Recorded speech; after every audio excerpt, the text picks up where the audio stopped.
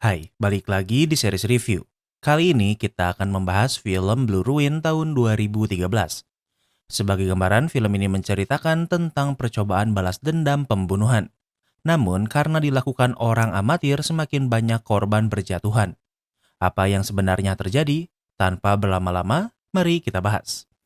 Di awal film ini, kita akan melihat seorang pria bernama Dwight. Ia mendengar ada orang yang datang, kemudian dengan cepat keluar rumah. Ternyata Dwight adalah seorang homeless dan ia baru saja numpang mandi. Karena tidak punya rumah atau pekerjaan, tentunya hidup Dwight luntang-lantung. Namun ia memiliki sebuah mobil butut tempat tinggalnya selama ini.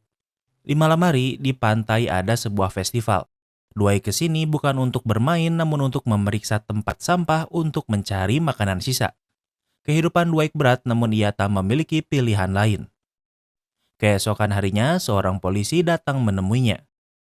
Is it about the house? Because I could. Dwight, sweetheart, I'll explain. Dwight pikir kalau ia akan ditangkap karena menerobos ke rumah orang lain untuk mandi. Namun alasan Dwight dipanggil adalah untuk alasan lain. Dwight dibawa ke kantor polisi. Petugas memberitahu kalau Dwight tidak dalam bahaya. Ia hanya ingin memastikan kalau Dwight di tempat aman saat mendengar informasi ini. He's going to be released. Ternyata orang tua Dwight dibunuh dan pembunuhnya akan bebas dalam beberapa hari. Salah satu alasan kenapa hidup Dwight hancur adalah karena orang tuanya dibunuh. Mendengar informasi ini tentu membuat perasaan Dwight campur aduk. Keesokan harinya, Dwight menjual semua sampah yang sudah ia kumpulkan. Kemudian ia membeli map Virginia juga bensin untuk mobilnya. Ternyata mobilnya walau butut masih berfungsi. Dwight ingin membeli senjata namun ia tak punya cukup uang untuk membeli pistol di toko loak. Ia memilih untuk membeli perangko kemudian menulis surat untuk saudarinya. Kemudian Dwight memulai perjalanan jauhnya ke Virginia. Ini film gak terlalu banyak dialognya, jadi harap maklum ya. Di malam hari, ia berhenti di sebuah bar. Dwight tidak memiliki banyak uang sehingga ia memeriksa mobil yang tadi kunci namun tak menemukan yang ia cari. Ia memecahkan sebuah kaca mobil untuk mencuri sebuah kotak. Sesuai pikirannya kalau kotak ini berisi sebuah revolver dengan beberapa peluru. Namun sayangnya pistol ini dikunci pemiliknya. Dwight mencoba menghancurkan kunci itu, namun yang ada ia malah merusak pistolnya. Kini pistol ini menjadi sampah sehingga Dwight memilih membuangnya. Kemudian Dwight melanjutkan perjalanan. Sudah jelas kalau tujuan Dwight adalah untuk balas dendam membunuh pembunuh orang tuanya. Waktu berlalu, Dwight sudah sampai di penjara dan ia menunggu di depan penjara. Saat hari mulai siang, sebuah mobil limosin datang untuk menjemput napi. Pria yang membawa kardus ini bernama Wade dan ia adalah yang membunuh orang tua Dwight. Dwight jauh-jauh ke sini adalah untuk membunuh Wade. Kemudian Dwight mengikuti mobil limo ini yang berhenti di sebuah restoran. Sekarang masih siang dan berada di tempat yang ramai, namun Dwight ingin membalas dendam secepatnya. Ia mengendap-endap melalui jalan belakang restoran namun pintunya dikunci. Namun saat memeriksa lebih jauh ada pintu belakang yang terbuka. Dwight menggunakannya dan sekarang ia berada di dalam restoran. Ia tak bisa langsung membunuh Wade begitu saja sehingga ia menunggu di kamar mandi dengan sebuah pisau. Saat ada yang datang, Dwight bersembunyi di bilik. Terlihat walau sudah akan membalas dendam namun Dwight masih memiliki keraguan karena ia bukan seorang pembunuh. Dari celah bilik, Dwight melihat kalau sekarang hanya ada Wade di toilet.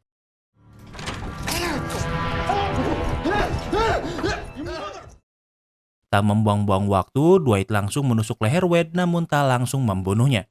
Wade berhasil menangkap Dwight dengan sisa kekuatannya. Namun Dwight menusuk dahi Wade dan kali ini ia berhasil membunuhnya. Karena pembunuhannya tidak berisik, Dwight bisa pergi lewat pintu belakang restoran.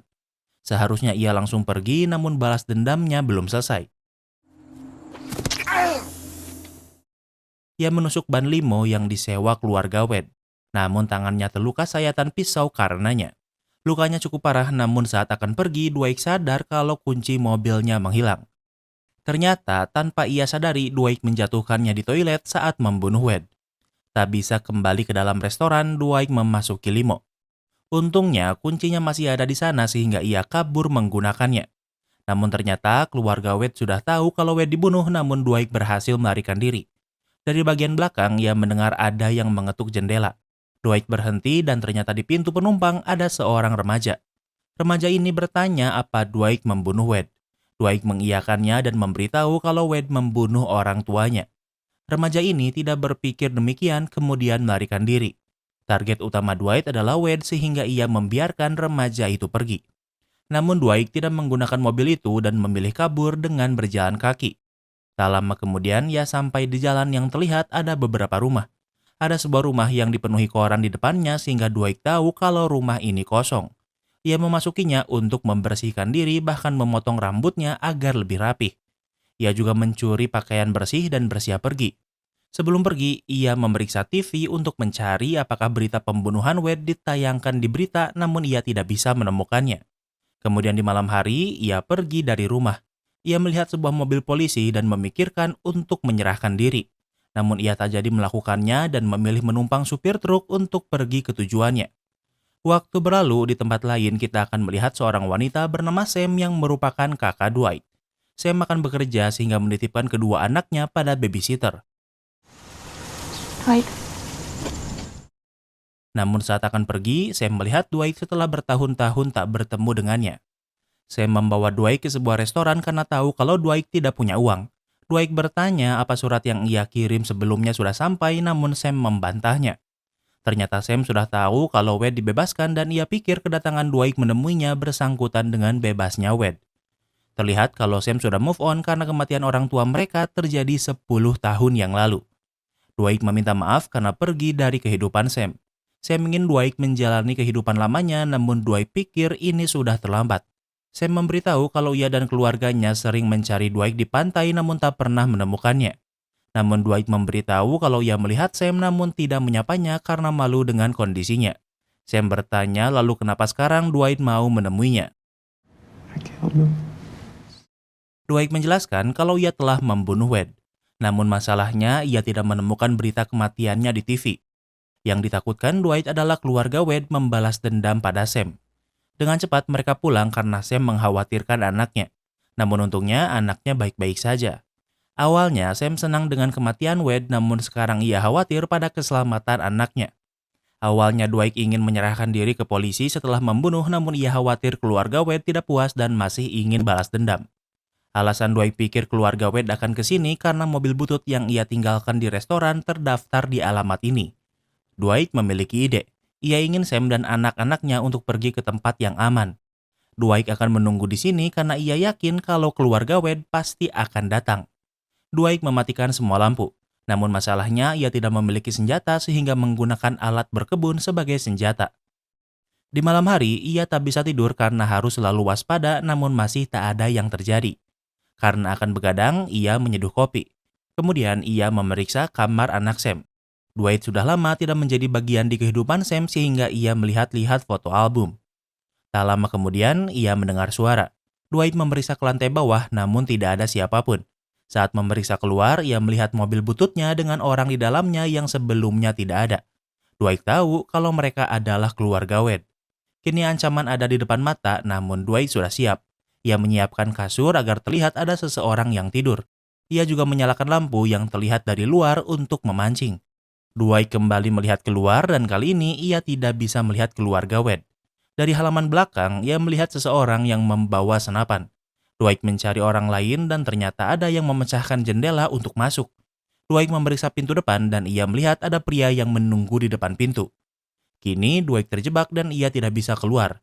Ada orang yang bisa masuk dan Dwight hanya bisa bersembunyi sambil menahan lampunya agar tidak terlihat. Karena Dwight menyalakan air dan lampu di lantai atas, mereka pergi ke lantai atas. Dwight memanfaatkannya untuk menyelinap keluar. Namun ternyata mereka melihatnya dan menembak Dwight dari atas menggunakan crossbow agar tidak berisik. Dwight memiliki kunci cadangan mobil. Dengan menggunakannya, ia pergi dengan mobil bututnya. Namun ternyata ada yang mencegatnya sehingga Dwight menabraknya hingga tak sadarkan diri. Dwight tidak meninggalkannya begitu saja dan akan membawanya. Namun orang dengan crossbow terus menembakinya. Kini Dwight memiliki senapan dari orang yang ia tabrak. Ia mengejar pria dengan crossbow yang berhasil melarikan diri. Dwight tidak bisa menemukannya sehingga ia kembali untuk membawa pria yang ia tabrak. Namun sebelum bisa pergi, pria itu berhasil menembak Dwight dengan panah tepat di pahanya. Namun Dwight berhasil memasuki mobil kemudian kabur dari lokasi sambil menculik satu anggota keluarga Wade. Di tempat yang aman, Dwight memindahkannya ke bagasi setelah membawa barang-barang bawaannya. Dwight melakukan semua ini sambil menahan rasa sakit karena masih ada panah di pahanya. Dengan menggunakan gergaji, Dwight memotong panah ini karena panah ini terbuat dari besi. Setelah tidak terlalu mencurigakan, ia pergi ke apotek untuk membeli kebutuhannya mencabut sisa panahnya. Kemudian ia kembali ke mobilnya. Dengan peralatan yang baru ia beli, ia mencoba mencabut sisa panah yang menancap di pahanya. Tentunya melakukan ini sendirian tanpa menggunakan obat bius sangat menyakitkan. I had an accident on my leg. Dwight berhasil melakukannya, namun sekarang lukanya terbuka dan juga kehilangan banyak darah. Ia ke rumah sakit, kemudian pingsan di tempat. Waktu berlalu, Dwight tersadar setelah kondisinya stabil. Luka di pahanya juga sudah dijahit. Namun masalahnya, ia tidak memiliki uang untuk membayar sehingga ia menyelinap kabur. Kemudian, ia kembali ke tempat mobilnya berada. Dwight mencoba mendengarkan apa orang di bagasinya masih hidup, namun ia tak mendengar apapun.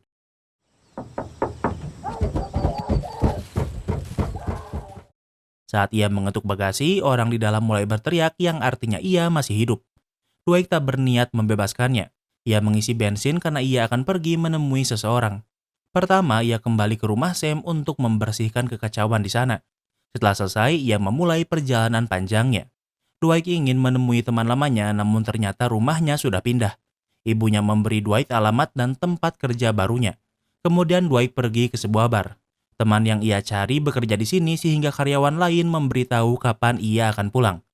Waktu berlalu setelah menunggu di luar semalaman, Dwight bertemu dengan teman lamanya yang bernama Ben. Mereka adalah teman baik saat SMA walau sudah lama tak bertemu. And I came to you because I need a favor, and it's a big one.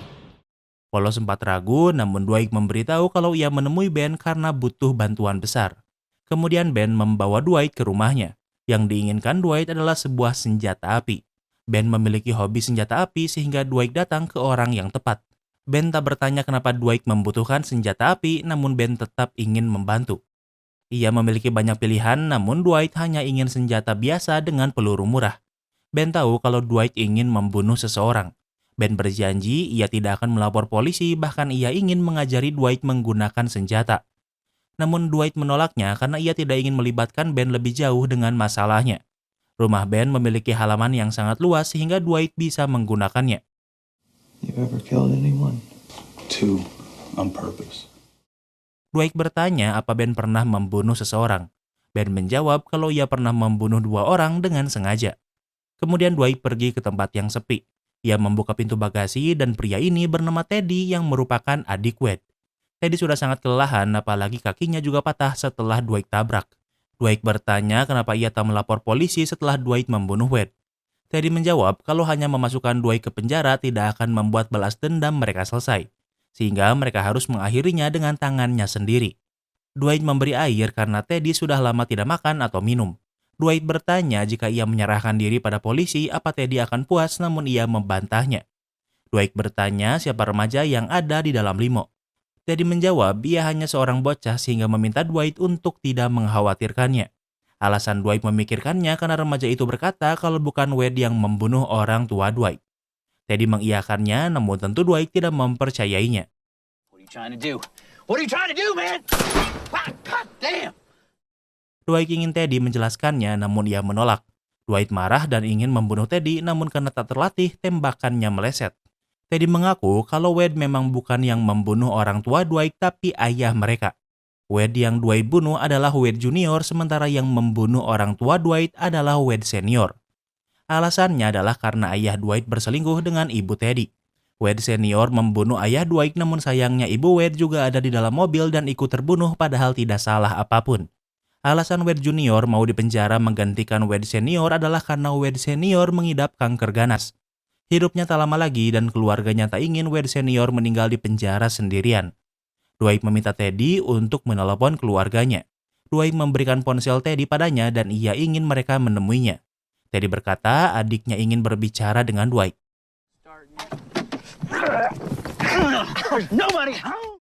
Dwight si polos masih waspada, namun karena masih lugu, Teddy berhasil merebut senapan Dwight dan membalikan keadaan. Dwight tak memiliki masalah jika ia harus mati, namun ia ingin agar Sam tidak menjadi target selanjutnya. Sebelum membunuh Dwight, Teddy menjelaskan kalau Wade Senior sudah meninggal. Ia meninggal karena kanker, namun Dwight akan meninggal seperti ayahnya.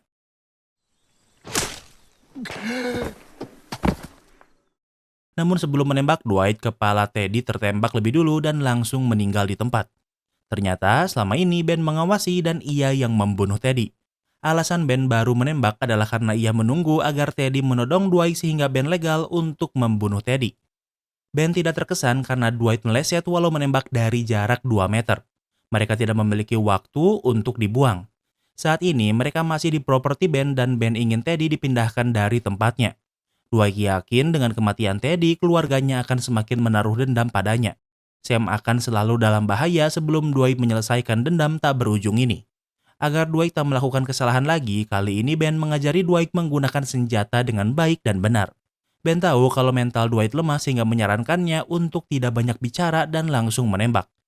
Ben adalah teman yang baik walau mereka sudah lama tak bertemu. Dwight meminta maaf karena telah melibatkan Ben di situasi berdarah ini. Namun Ben tak mempermasalahkannya karena ia juga akan melakukan hal yang sama jika berada di posisi Dwight. Kemudian Dwight memulai perjalanan balas dendam terakhirnya. Tujuannya adalah rumah keluarga Wade yang lokasinya cukup jauh sehingga butuh beberapa hari untuk sampai. Waktu berlalu, Dwight memasuki hutan yang sepi. Tentunya ia tak bisa langsung ke sana menggunakan mobil. Ia memarkirkan mobilnya cukup jauh dari rumah lalu berjalan kaki ke sana sambil membawa senapan. Tak lama kemudian ia melihat rumah keluarga Wade. Dwight sangat waspada namun sejauh ini tak melihat siapapun. Dwight mengawasi sekitar rumah namun masih tidak melihat siapapun. Ia mengumpulkan nekat kemudian memaksa masuk. Ia memeriksa seisi rumah namun ternyata di sini memang sedang tidak ada siapapun. Dwight tahu cepat atau lambat mereka pasti akan datang. Namun saat memeriksa rumah, ia menemukan banyak senjata api. Karena sekarang Dwight berada di kandang musuh, ia mencari semua senjata di rumah.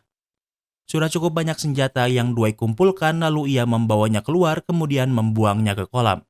Tak jauh dari sana, ia menemukan batu nisan. Ternyata di sini Wade Senior dimakamkan pelaku sebenarnya pembunuh orang tua Dwight. Kemudian Dwight ke dalam rumah dan ia minum sangat banyak. Ia melakukannya hanya agar ia bisa mengencingi makam Wade Senior.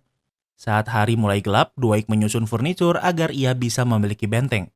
Di malam hari barulah ada yang datang ke rumah. Dwight sudah bersiap namun tidak ada yang memasuki rumah sehingga ia memeriksanya.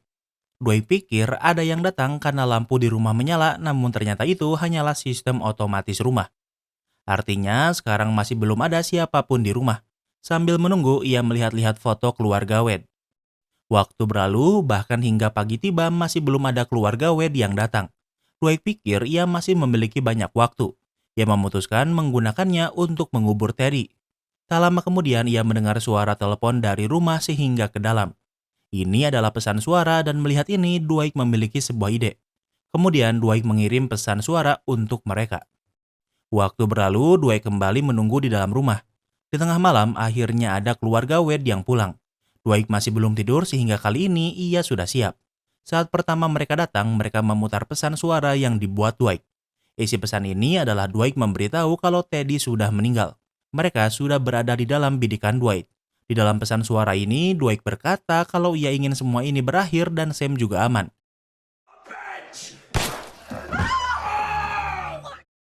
Namun pria ini tidak ingin melepaskan Sam sehingga Dwight terpaksa harus menembaknya beberapa kali dan membunuhnya. Kini yang tersisa adalah adik perempuan dan ibu Wade. Tanpa Dwight sadari kalau bocah dari limo sebelumnya juga ada di sini dan ia bernama William. William menyelinap ke belakang Dwight dengan hati-hati. William menembak tangan Dwight namun tak ingin membunuhnya. Dwight berhasil memaksa William untuk menembak lagi dengan meleset. Dwight tahu kalau William kehabisan peluru. Dwight tidak ingin membunuh William dan memintanya pergi agar tetap hidup. Ternyata tembakan William sebelumnya mengenai perut Dwight sehingga Dwight tahu kalau hidupnya tak lama lagi. Dwight sadar kalau William adalah anak hasil perselingkuhan ayahnya dengan ibu Wade yang artinya William semacam adiknya. Mereka tak ingin menyerah dan masih memiliki senjata sehingga baku tembak terjadi. Dari luar, William mendengarnya namun ia memilih untuk menjauh. Sementara di dalam rumah semua orang meninggal termasuk Dwight. Hanya gara-gara 2 orang yang berselingkuh, 2 keluarga harus meninggal dunia. Dan dengan begitu, film ini pun berakhir. Kini kita masuk ke sesi rating. Yang pertama adalah tema. Tema film ini adalah thriller action. Bisa dibilang Dwight adalah one man army. Tapi gak seperti John Wick, film ini lebih masuk akal karena Dwight memang bukan seorang pro. Dwight melakukan banyak kesalahan dan itulah yang justru Mimin suka karena lebih masuk logika. Mimin suka temanya, jadi untuk tema Mimin kasih rating 9/10. Yang kedua adalah logika. Mimin suka film action yang gak buat karakter utamanya terlalu tahan banting. Awalnya Mimin pikir film ini bakalan boring tapi ternyata menarik walau awal-awalnya pelan banget. Tapi ada yang Mimin kurang suka juga dan itu Dwight yang terlalu lemah. Film ini seharusnya dibuat realistis tapi malah terlihat seperti Dwight ini inkompeten. Bahkan menembak di jarak 2 meter aja masih gagal. Udah gitu, Teddy mudah banget nipu Dwight. Kalau misal si Dwight ini emang dibuat inkompeten sih masih masuk logika. Jadi untuk logika, Mimin kasih rating 7/10. Yang ketiga adalah plot twist. Biasanya di film seperti ini jarang ada plot twist berarti. Tapi di sini ada twist yang Mimin suka. Ternyata Wade yang Dwight bunuh bukanlah pembunuh asli orang tuanya. Wade Junior menggantikan ayahnya Wade Senior di penjara karena tidak ingin ia meninggal di penjara. Target Dwight sebenarnya sudah meninggal dan ia malah membunuh semua keturunan Wade. Mimin suka plot twistnya, jadi untuk plot twist Mimin kasih rating 9/10. Yang keempat adalah ending. Endingnya memuaskan walau semua orang mati. Awalnya Dwight hanya ingin membunuh Wade kemudian menyerahkan diri. Namun karena mobilnya tertinggal dan didaftarkan dengan alamat Sam sehingga Sam dalam bahaya. Kini misinya berubah menjadi untuk melindungi Sam. Jika keluarga Wade tidak akan menyerang Sam, ia rela dibunuh. Namun karena mereka mengancam akan membunuh Sam, ia terpaksa membunuh mereka semua kecuali William. Dwight meninggal setelah salah membunuh orang, namun setidaknya ia berhasil melindungi Sam. Ini ending yang memuaskan sehingga untuk ending Mimin kasih rating 9/10. Yang kelima adalah entertainment value. Awalnya Mimin gak expect kalau film ini bakalan sebagus ini. Ending dan twistnya Mimin suka. Pace-nya agak lambat di awal-awal apalagi Dwight jarang ngomong. Dwight tidak diberi plot armor sehingga realistis, jadi untuk entertainment value Mimin kasih rating 9/10. Jadi overall rating Blue Ruin tahun 2013 adalah 8,6. Apa kalian setuju sama rating Mimin? Jangan lupa like video ini kalau kamu suka dengan video ini dan jangan lupa juga cek video kita lainnya. Terima kasih sudah menonton dan sampai bertemu lagi di film berikutnya.